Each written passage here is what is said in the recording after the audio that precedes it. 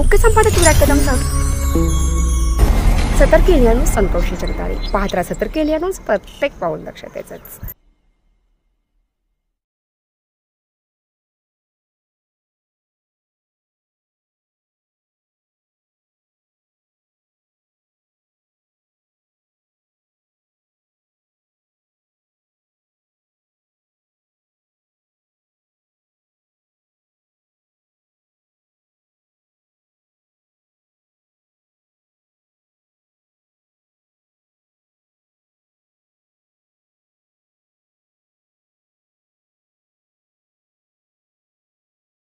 नमस्कार, सतर्क India news मध्ये आपल्या सर्वांचं स्वागत। कराड तालुक्यातील शिवडे गावच्या शिरपेचात मानाचा तुरा रोवून शिवडे गावचे नाव जगाच्या नकाशात रोशन झाले ते शिवडे गावचे सुपुत्र चिरंजीव सक्षम वर्षा सुधीर जांभळे हे पायलट पदी विराजमान झालेत आणि त्यांच्या या लखलखत्या कर्तृत्वाने सर्वांनाच रोशन केले। आणि सतर्क प्रेक्षक हो, पाहूया त्यांची यशोगाथा आणि त्यांचा 10वी नंतरचे विद्यार्थी ते पायलट हा त्यांचा उत्तुंग यशाचा अविरत प्रवास।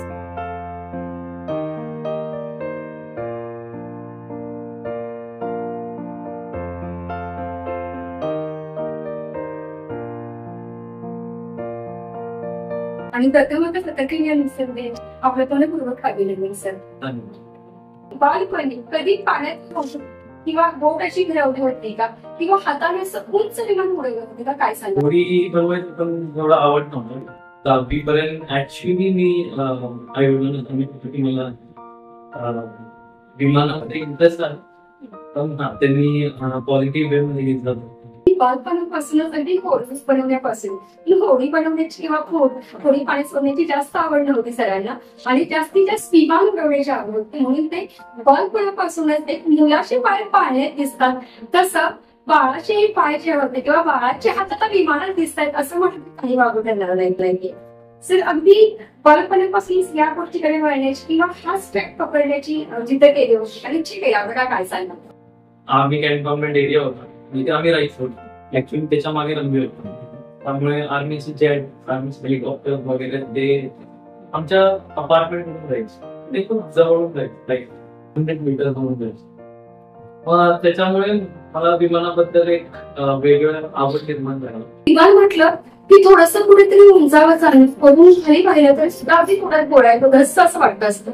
मला हा प्रश्न जर पडलाय आणि माझ्यासोबत अख्ख्या महाराष्ट्राच्या आणि महाराष्ट्राबाहेर सतर्क प्रेक्षकांना सुद्धा हा प्रश्न नक्कीच मनात पडसावत असेल की सर भीती हा शब्द आहे का? भीती एक प्रत्येकाला असली पाहिजे ऍक्च्युअली, पण जेव्हा माझं ट्रेनिंग चाललेलं तेव्हा पहिली फ्लाईट माझी जी होती त्याच्यामध्ये नक्कीच भीती होती, कारण वेगळा एक्सपिरियन्स होता। आधी विमानाच्या बॅक सीटला बसलेलो, पण आता विमानाच्या फ्रंट सीटला बसून ते सगळे कंट्रोल हँडल करतो, कारण विमानामध्ये एक गोष्ट नसते, विमानामध्ये 10 ते 12 प्रकारचे मीटर्स असतात, थ्रॉटल्स असतात, मिक्सर असतात, कंट्रोल बॉलन्स असतात, हवा असते, त्यानंतर झक असतात, एवढ्या सगळ्या प्रकारच्या गोष्टी लक्षात ठेवून विमान आम्हाला उडवलं। नंतर माझे कॅप्टन मला म्हणायचे की थोडं वेगळीला चालू आहे, कारण मी विमान एवढं चांगलं ट्रेन झालो मी त्याच्यामध्ये की मला कुठल्याही कंडिशन मध्ये विमान दिल्यानंतर मी ते प्रॉपरली लँड करत। या गाडीमध्ये कोणती शक्ती काय करते काय सांगणार? प्रबळ इच्छाशक्ती, कारण लहानपणीपासून हे स्वप्न होतं की मला पायलट बनायचं। आता मी त्या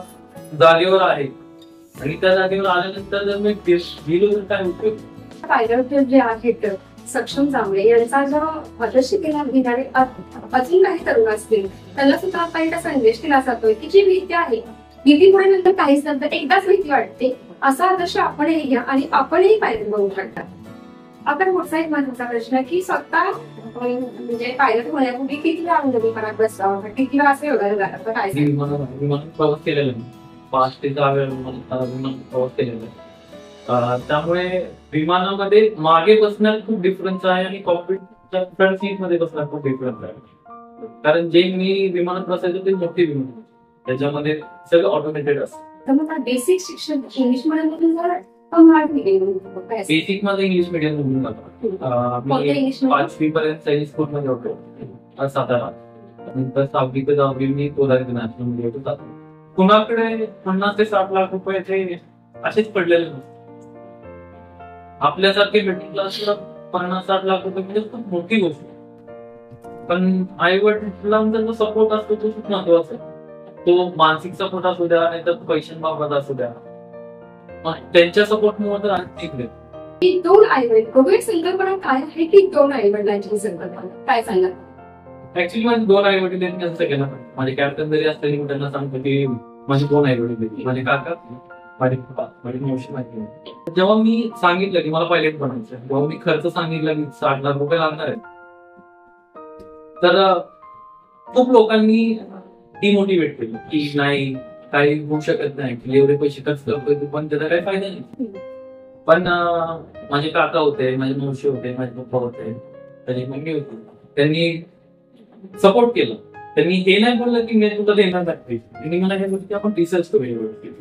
माझे काका मावशी माझ्या वडिलांमुळेच नाही कमवत. एखादा त्या लेवलचा जर कुठला फॅमिली असेल, वडील काय करतात? वडील माझे बँकेत सिक्युरिटी मध्ये, काका माझे पेट्रोल पंप करतात, मावशी पार्लर आहे. पण जर त्यांचं इन्कम जर तुम्ही बघितलं 15-20 हजार रुपये आहे महिन्याला, माझ्या वडिलांचं जास्त आहे.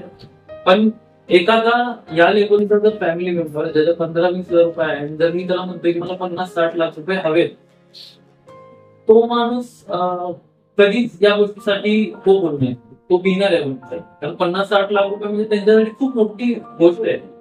पण त्यामध्ये सुद्धा त्यांनी मला जेवढे अकाउंट मध्ये त्यांच्या पडलेले होते 1.5 लाख रुपये त्यांनी मला दिले. आणि बाकीचे माझे काही लोक आहेत ज्यांनी मला सपोर्ट केला, त्यासाठी मी त्याच्यामुळे मी अजून जसे पाठिंबा म्हणतो तसेच अडचणी असतात. तर जाणून घेऊया आपण सामळे सरांची अडचणी कोणकोणत्या आहेत. प्रॉब्लेम असे येतात की सगळे प्रोसेस जावं. पहिले एक्झाम्स असतात, त्यानंतर फ्लाईट असतो, फ्लाईट मध्ये स्कूल्स असतो, स्कूल्स मध्ये क्रायटेरिया असतो की एवढे एअरक्राफ्ट असते, एवढं बाबा ठीक आहे तुमच्याकडे 10 आहेत ना, तिथे गेल्यानंतर कळायचं मला त्यांच्याकडे 2च आहेत. तो मला प्रॉब्लेम यायचा की ते मला कळत नव्हतं. आता मला कळतं की ना, मला जर कुठली इन्फॉर्मेशन हवी तर मला काय विचारलं पाहिजे आणि हे कोणाला विचारलं पाहिजे. रात्री आहे, मी पोस्ट ऑफिसर आहे पाहिजे, ते बंबार्डियर 400 पुरवतात. तर त्यांनी मला खूप सपोर्ट केला, त्याच्यातून मी भरपूर शिकलो. किती भाषा बोलावं? पायलटला ऍक्च्युली इंडियामध्ये असेल तर तुम्हाला हिंदी चालतो, पण ऑल ओव्हर वर्ल्ड तुम्हाला इंग्लिशच हवे. त्याच्या पलीकडे तुम्ही काही होऊ शकत नाही. तुम्ही युएसला जावा, चायनाला जावा, जपानला जावा, फ्लाईट असेल. एटीसी वाल्यांना बाकी कुठली लँग्वेज कळत. तुम्ही कधी ऐकलं नसेल एका पायलटला अटॅक आला, रेअरली कधीतरी ऐकलं, कारण त्यांचं चेकिंगच असं होतं. त्यांचे मेडिकल टेस्ट दिवस 2-3 दिवस मेडिकल टेस्ट चालतात. ब्लड घेतात, युरिन घेतात, प्रत्येक स्किन प्रत्येक टिश्यूचं चेक होतं. बॉडी बनवण्यासाठी त्यासाठी बॉडी परफेक्ट करण्यासाठी कसा आहार घेतला किंवा काय काय घेतलं काय सांगा. ऍक्च्युली जेव्हा मी 10th मध्ये होतो, माझं वजन 96 किलो होतं. त्यानंतर मला माहित होतं की मला भविष्यामध्ये हे कमी करावं लागेल. तर मी मग ते थोडं सिरियसली घेतलं, कमी करून मी 85-84 किलो माझ्या 3 महिन्यामध्ये बसत होतो. मेडिकल्स मध्ये मला कधीच प्रॉब्लेम आला नाही. श्रीलंकामध्ये मेडिकल झाले, माझ्या इंडियामध्ये मेडिकल झालं. त्यासाठी आहार कोण नाही घेतला होता? आहार हा नॉर्मल गरजला आहार नव्हता. माझी बॉडी, मी एक आयर्न कॉलेज, मला कुठेही टाका, माझा बॉडी कधी खराब नाही. जीन्स माझे खूप स्ट्रॉंग. आताच त्यांनी सांगितलं मी एका आर्मीवाल्याचा मुलगा आहे आणि आर्मीवाल्या पतीची पत्नी, त्यांची आई, हे जे उभारत आहेत ते यशस्वी करणारे आहेत. नक्कीच त्यांचे जीन्स हे स्ट्रॉंग आहेत, त्यांची गुणसूत्र सुद्धा अतिशय स्ट्रॉंग आहे. विमान म्हटलं की जबाबदारी आली, हे सगळं चाललं. त्यासाठी काय करता? योगा वगैरे चालू आहे का, काय सांगा? ॲक्च्युली मी योगा नाही करत, पण जेव्हा मी जिम करतो त्यानंतर मेडिटेशन नक्कीच करतो. मेडिटेशनमुळे भरपूर हेल्प होतं. जीवनामध्ये भरपूर स्ट्रेस असतो, कारण तुम्हाला कंट्रोल पण करावं लागतं, तुम्हाला वेदर बघावं लागतं, तुम्हाला ट्रॅफिक बघावं लागतं, तुम्हाला लिहावं पण लागतं. वर पण आमचे रिपोर्टिंग पॉईंट्स असतात. कोणते असतात ते? ॲक्च्युली रिपोर्टिंग पॉईंट हे ठरवलेले असतात की for example me VFR fly करतो. VFR म्हणजे व्हिज्युअल फ्लाईट कंडिशन्स, म्हणजे बघून फ्लाय करतो मी. तर त्या ह्याच्यामध्ये कसं असतं, आम्हाला एक मॅप दिलेला असतो. त्या मॅपमध्ये या पॉईंटनंतर ही रिव्हर राईट हँड साईडला पडेल तुमच्या, असं त्याच्यात दाखवलेलं ते आहे. जाणून घेऊया, हे पायलट साहेब झोप किती मिनिटाची घेतात किंवा कसं त्यांचं शेड्यूल आहेत? आम्हाला पॉवर नॅप महत्त्वाची आहे. झोप माणसाची 8 तासाची झोप असते, तेवढा टाईम तर आमच्यापाशी नसतो. पण जर तुम्ही पॉवर नॅप घ्यायला एकदा शिकला, 2-3 तास झोपला पण तुम्ही एकदम फ्रेश फील करता. त्याच्यानंतर जर तुम्ही वर्कमधून रिलीज झाला त्यानंतर तुम्ही झोपू शकता, नॉर्मल एक रेस्ट करू शकता. वैमानिकाला किंवा पायलटचा डोळा लागू शकतो का किंवा अशा काही घटना होतात का, काय सांग? तुम्ही जेव्हा एअरक्राफ्टपाशी जाता तुम्हाला डॉक्युमेंट्स साईन करावं लागतात. कॅप्टन्स पण असतात तुमच्याबरोबर. त्यांना जर थोडाही डाऊट वाटला की तुम्ही अनफिट आहे एअरक्राफ्टमध्ये येण्यासाठी, ते तुमची फ्लाईट कॅन्सल करू शकतात. कारण एअरक्राफ्ट ही अशी गोष्ट आहे जी खूप सेन्सिटिव्ह आहे. माझे कॅप्टन असे मला म्हणतात की तुझं एअरक्राफ्ट असं समज की ती तुझी बायको आहे, त्यामुळे त्या हिशोबाने तिला एकदम स्मूथली सांभाळ. तिची काळजी घेतलीस तर ती तुझी काळजी घेईल. सर्वच प्रेक्षकांना एक महत्त्वाचा प्रश्न आणि त्यासोबतच अगदी प्रश्न पडला असेल की मॅडम याच फील्डमधले असणार का अदर फील्डमधले असणार, काय की अदर फील्डमधल्या मॅच होणार का, काय सांगाल? ॲक्च्युली या फील्डचे असले तर ते थोडं माझ्यासाठी चांगलं आहे. कारण एका कॉकपिटमध्ये 2 पायलट्स असतात, कधी फिमेल असते कधी मेल असतो आणि बाकी सगळे एअर हॉस्टेस असतात. आमच्या लेवरमध्ये सगळे आम्ही हॉटेल्समध्ये राहतो. जास्तीत जास्त संबंध तुमच्या कामामध्ये लेडीजशीच येतात? बरं आहे, एअर हॉस्टेस बरोबर आहे. आमचे लेवर जेव्हा असतात बाहेर कंट्रीमध्ये तर आम्हाला हॉटेल्स बुक करतात कंपनी, तर हॉटेलमध्ये आम्हाला राहावं लागतं, एकत्र फिरावं लागतं. जर एक दुसऱ्या फील्डचं असलं तर ते त्यांना दुसऱ्या लोकांना ते थोडं अनसिक्युअर फील होतं, त्याच्यानंतर कॉम्प्लिकेशन्स यायला चालू होतात. माझ्या फील्डचं असलं तर त्यांना माहिती आहे की हे माझं वर्क लाईफ आहे. मला परत मग ते वर्क लाईफ आणि पर्सनल लाईफ जर तुम्ही एकत्र आणलं तर ते तुमचं काहीच तुम्हाला ठेवणार नाही. त्यामुळे कधीही लक्षात ठेवा की वर्क लाईफ आणि पर्सनल लाईफ हे सेपरेट असली पाहिजे. त्यामुळे मला असं वाटतं की जर माझ्या फील्डची लकीली मला भेटली तर फाईन. तर तुमच्या बाळाचे पाय पाळण्यात दिसतात किंवा मुलाचे पाय पाळण्यात दिसतात, मग तुमच्या बाळाचे तुमच्या चिरंजीवचे हात कधी विमानाच्या स्टेअरिंगवर असतील असं कधी स्वप्नात वाटलं होतं का? नमस्कार सर्वांना. ॲक्च्युली तो 10वी पास झाला. 10वी पास झाल्यानंतर त्यानं मला एक क्रायटेरिया ठेवला होता की पापा मी जर 85% मार्क्स मी त्याला रिक्वेस्ट केली होती की तू 85% मार्क्स पाडावे लागतील. तर त्यानं मला प्रॉमिस दिलं होतं की मी 85% मार्क पाडेल, पण मला एक डॉग हवा आहे. तर मी म्हटलं ठीक आहे, तुला डॉग घ्यायला येईल, फक्त 85%च्या आत नाही पाहिजे. 84 जर असेल तरी सगळं पण डॉग नाही घेणार. मग त्यानं तो क्रायटेरिया क्लिअर केला. मी लगेच त्याच सेम डेटला तो डॉग घेऊन आलो. त्याच्यानंतर एक दिवशी मार्केटमध्ये गेलो आम्ही. त्याला एका खेळण्याच्या दुकानामध्ये हेलिकॉप्टर दिसलं. 2011ची गोष्ट आहे. 2011ची गोष्ट. त्यावेळेस त्याने मला म्हटलं हेलिकॉप्टर पाहिजे. मी त्या दुकानदाराला विचारलं की हेलिकॉप्टर किती किंमत आहे? तो म्हटला 1900 रुपये. मग मी एकदा दोनदा त्याकडे बघितलं. त्यानं काय मला रिस्पॉन्स दिला नाही. मग ठीक आहे म्हटलं घेऊया आपण. मग घेतलं. ते हेलिकॉप्टर असं होतं की तो रिमोटचं हेलिकॉप्टर होतं. ते हेलिकॉप्टर आमच्या क्वार्टरच्या जिथे मी राहायचो त्या क्वार्टरच्या बॅकसाईडला जायचा आणि ते रिमोटने हेलिकॉप्टर असं वरी करायचं. मी ते खिडकीतून बघितलं की तो हेलिकॉप्टर व्यवस्थित टेकअप करतो आहे आणि लँडिंग करतो आहे. मी म्हटलं ह्या व्यक्तीला थोडासा इंटरेस्ट वाटतो आहे. त्याच्यानंतर परत मी ड्युटीला गेलो. ड्युटी करून आल्यानंतर परत म्हटला पप्पा एक विमान बघूया आपण. म्हणजे ॲक्च्युली त्याला 10वीपासूनच हे विमान आणि हेलिकॉप्टरची जास्त आवड होती. त्यामुळं तो ह्याच्यात सक्सेस झाला. आत्ता जाणून घेऊया त्यांच्या माता माऊली ज्या आहेत वर्षा मॅडम, त्यांच्या प्रतिक्रिया. एक आई म्हणून काय सांगणार तुमच्या लेखाविषयी, चिरंजीवाविषयी जे पायलट झालेले आहेत आत्ता, काय सांगाल? नमस्कार. मुलाचा असं गर्व वाटतोय की तो पायलट झालाय. तो खूप आनंद झालाय.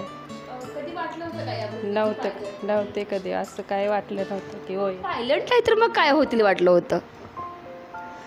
माझी जिद्द होती की त्यांना वकील व्हायचं, पण पायलट त्याला आवड आहे म्हटलं बाबा तू ज्या क्षेत्रात जातोयस जा म्हणून. मग ते त्याला घालवलं त्याच्यातच. हां. आई म्हणून तुम्ही काय पाठिंबा दिला? खाण्यापिण्याविषयी काय, कशी काय काळजी घेतली, काय सांगाल? काय त्याला रोज भाजी भाकरीच फ्रूट वगैरे काय असेल तेच खाऊ घालायचे, दूध वगैरे एवढं द्यायचे त्याला. ॲक्च्युली जेवण बनवताना ती एक भाजी बनवत नाही कधी. जेवण बनवताना आधी तुम्ही जर माझ्या घरी आला तर 4 ते 5 भाज्या बनवते. आणि तिला मी असं का बरं 4 ते 5 भाज्या का म्हणल्या जातात, काय सांगा? कारण तिला असं आहे की ती जेव्हा लहान होती, जे तिला भेटत नव्हतं, ती असं म्हणते की मला यावेळेस आता माझ्या मुलांना जेवढं मला जास्त देता येईल तेवढं द्यायचं. त्यामुळे ती जे जेवण बनवती ना ते बाकीच्या गोष्टींपेक्षा खूप छान असतं. त्यामुळे मी तुम्हाला बोललो ना, मी भाजी भाकरी खाऊन बॉडी बनवू शकतो. आपण आता भेटूया नक्कीच दुसऱ्या आई वडिलांना की त्यांच्या मावशी काका आहेत. आज तुम्ही दुसरी आई असं पायलटांनी उल्लेख केलेला आहे. मावशी ज्या ब्युटी पार्लरच्या कोर्सेसमधून, ज्या ब्युटी पार्लरच्या व्यवसायामधून त्यांना तुम्ही उभारी दिलेली आहे, त्यांच्या पायलट होण्यामध्ये बळ आणणारे तुम्ही आहात. काय सांगाल, कसं काय पाठिंबा दिला? नमस्कार. नमस्कार.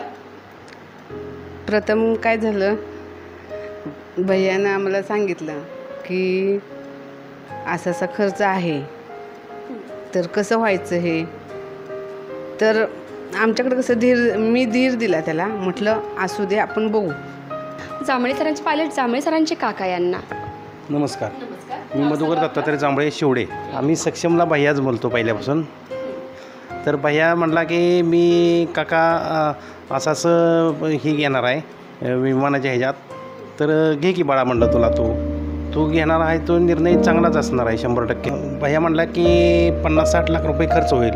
तर भैयाला बोललो की भैया तू काय पैशाचा विचार करू नको, तुला फक्त तू आपल्याला पायलटचं शिकायचं आहे तर पायलट शिक, तू खर्चाचा काही विचार करू नको. आपण पाहिजे तर वाटल्यास घरसकट आपण हे ठेवू, घाण ठेवू, पण तुला शिकवू आपण.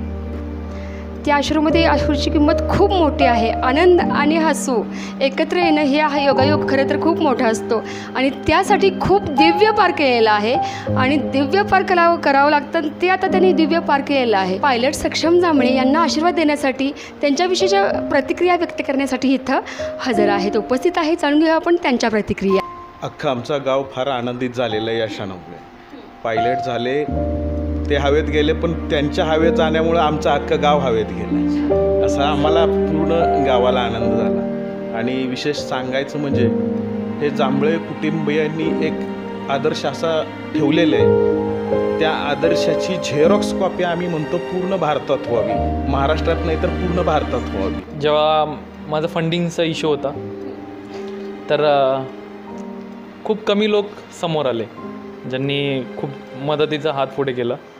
त्यातले हे एक होते. त्यांच्यामुळे असं झालं की मला फंडिंग लवकर भेटलं. फंडिंग लवकर भेटल्यामुळे मला लवकर कोर्स करता आला. प्रत्येक गोष्टीमध्ये पैसा पण काम होत नाही, माणुसकी पण कामाला येते.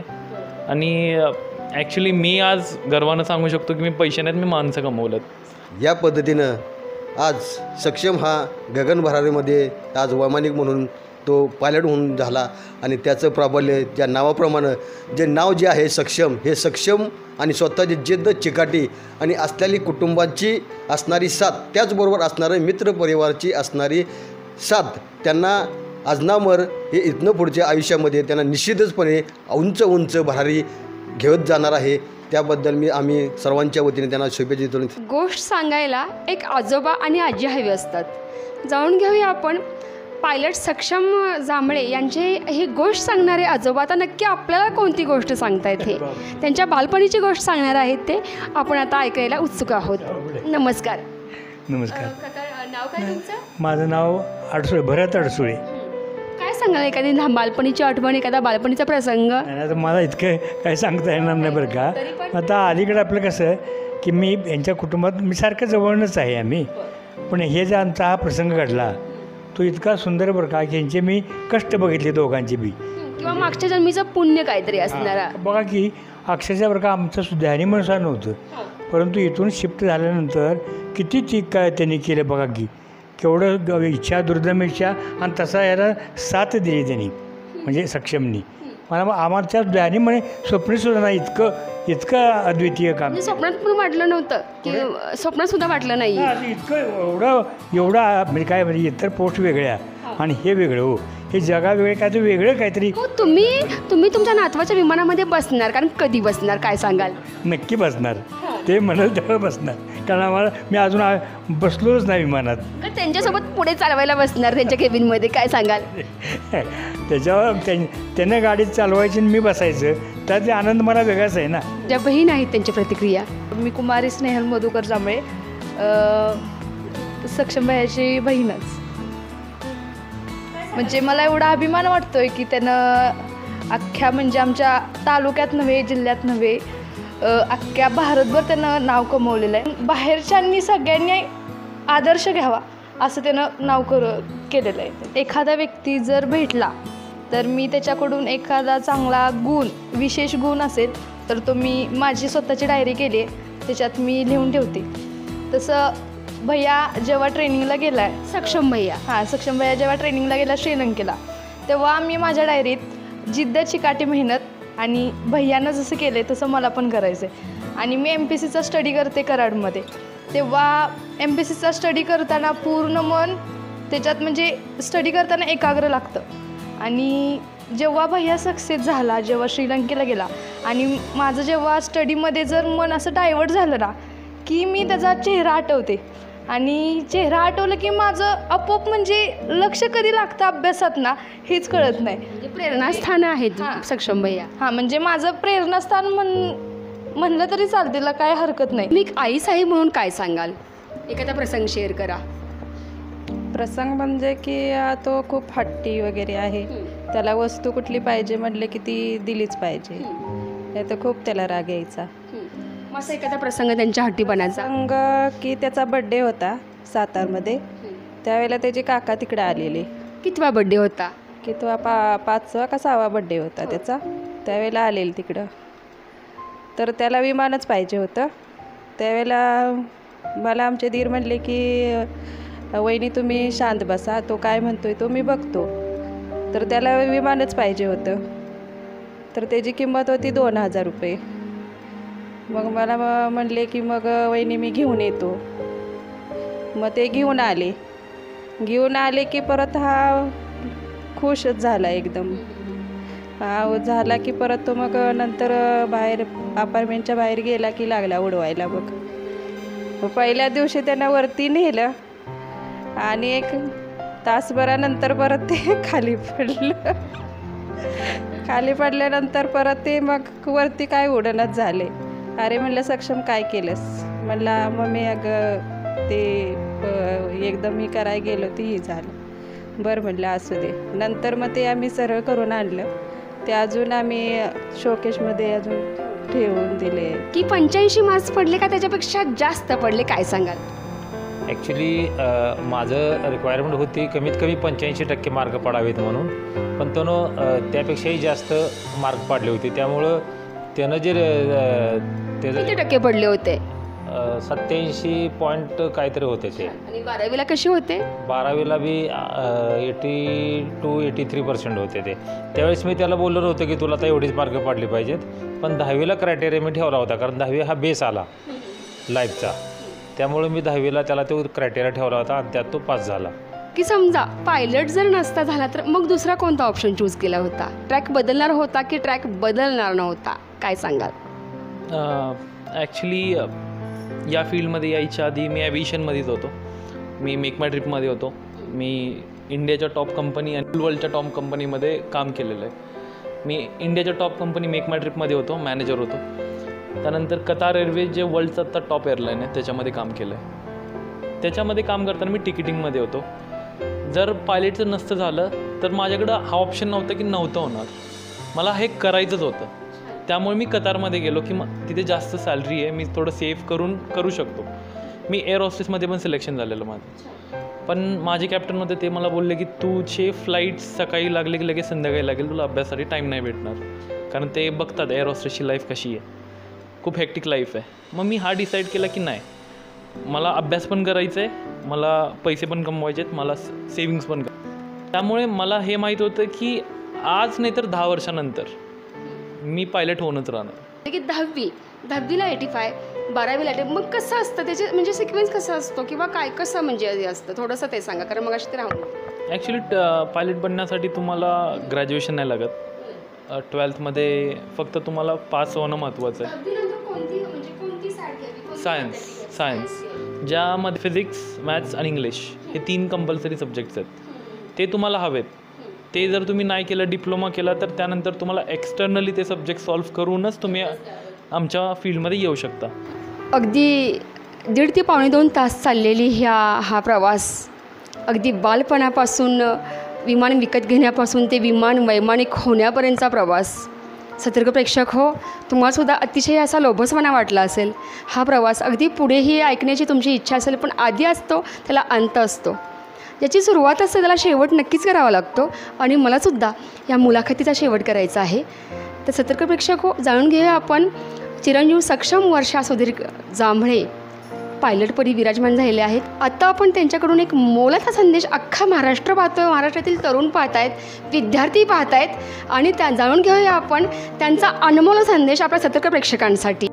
असा संदेश आहे की आपण कुठलंही स्वप्न बघणं खूप महत्त्वाचं आहे. स्वप्न जेव्हा तुम्ही बघशीला त्यानंतर ते तुम्हाला ऑटोमॅटिक रोड्स तयार होत जातात.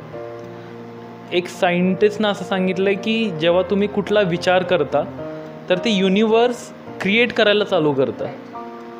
तर तुम्ही तो पहिल्यांदा विचार तरी करा की मला हे व्हायचं आहे, माझ्याकडे पैसे नाही आहेत. अरे ठीक आहे, पण तू कष्ट कर, थोडे पैसे साठव, थोडे इकडून घे, थोडे तिकडून घे, पण होऊन जाईल ते. जर तुम्ही पहिल्यांदाच युद्ध लढायच्या आधी जर तुम्ही म्हणलं की मी हारणार आहे, तर तुम्ही हारलेला आहे पहिल्यापासूनच.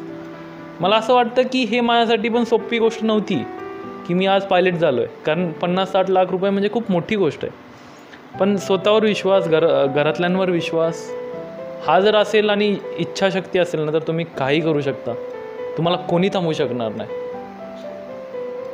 आणि कृष्ण हे असे म्हणतात की मी आधी भगवद्गीता, महाभारत बघायचो.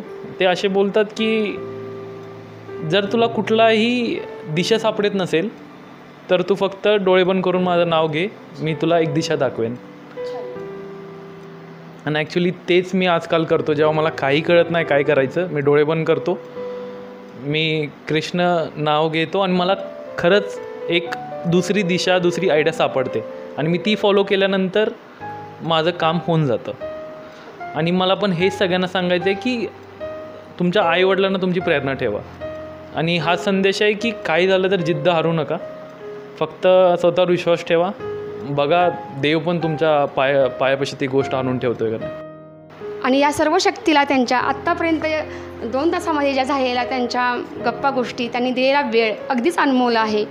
आणि त्यांच्या या कार्याला, त्यांच्या सतर्कतेला, त्यांच्या विमानामध्ये बसल्यानंतर सतर्कता महत्त्वाची असते. जसं की आपला सतर्क चॅनल आहे, आपले सतर्क प्रेक्षक आहेत, तशी सतर्कता, काळजी, त्यासोबत आज काळजी आपण त्याला म्हणू शकतो. काळजी मग ते कामाची असेल, विमान पुढे नेण्याची असेल, हे सगळ्या गोष्टी लँड करण्याची असेल, अजून काही त्यांच्या जे काही जिद्दीने करता, काळजीने करता येणे, सतर्कतेने करण्यासारख्या सगळ्या गोष्टी असेल, त्यांच्या सतर्कतेला, त्यांच्या काळजीला, त्यांच्या जिद्दीला, त्यांच्या ध्येयाला, त्यांच्या चिकाटीला आपले सतर्क इंडिया न्यूजचा मानाचा मुजरा. आणि या संपूर्ण रिपोर्टसाठी मुख्य संपादक विराट कदमसह कॅमेरामॅन विशाल विषयसह सतर्क इंडिया न्यूज संतोषी जगदाळी. पाहत राहा सतर्क इंडिया न्यूज, प्रत्येक पाऊल दक्षतेचं.